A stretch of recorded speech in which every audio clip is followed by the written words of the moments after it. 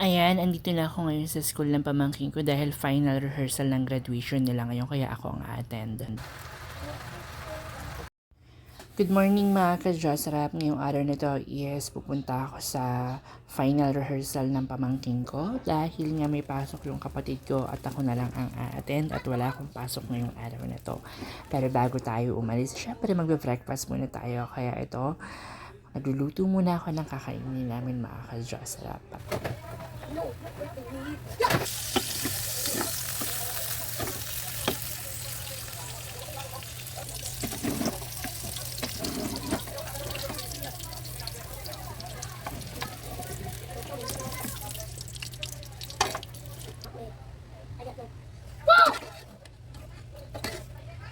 Wow!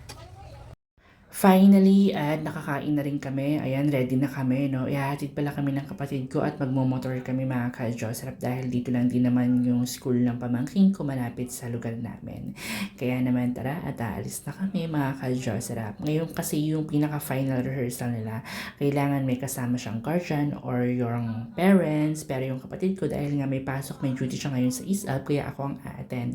Pero gaganapin yung pinaka-graduation nila is malapit sa New Era University doon sa bandang Tandang Sora. Yes.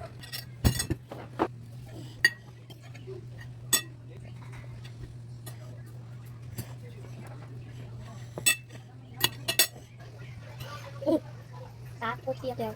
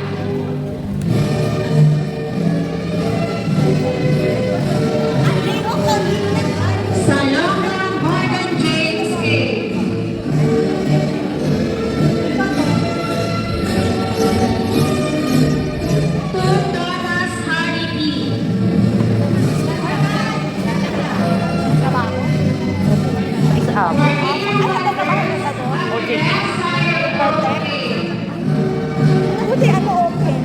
Hindi, ano po sa OJT? Ah, Graduating na kasi. Oo, kasi ano, madaming mga ano. Oo, nursing, princess. Ay, hindi pa rin siya naka-ano. Ano, nag-apply siya, pero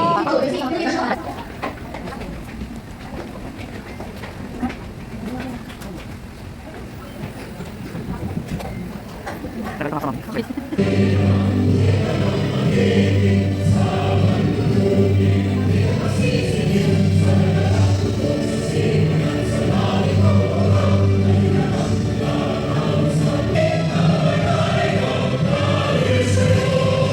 Andito ako ngayon sa classroom nila dahil dito kukuhain yung toga pati yung flyers kung ano yung flow ng...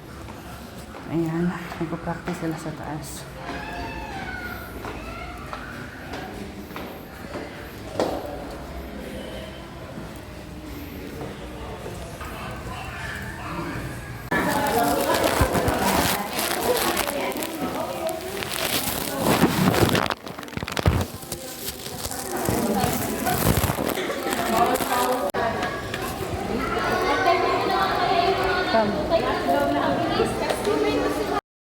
Pauwi na rin tayo mga ka-Josrap. Dito pala natin kukunin yung mga student natin dahil pinababala at ng mga guardian at parent.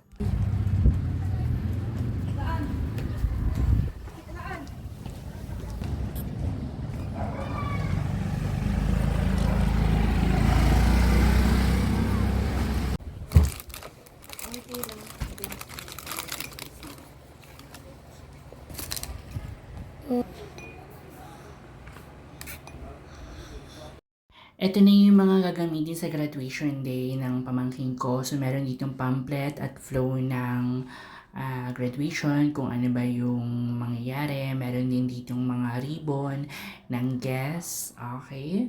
Tapos, ito yung pictures nila. Meron sila ditong pictures na magkaka-classmate. Tapos, announcement. Tapos, nandito na rin yung toga. Okay, mga ka-Joseph. Ayan. So, kailangan itabi din natin to kasi ibabalik din to sa school. Kahit pa private school yung school nila, ibabalik pa rin daw to. Bye for now!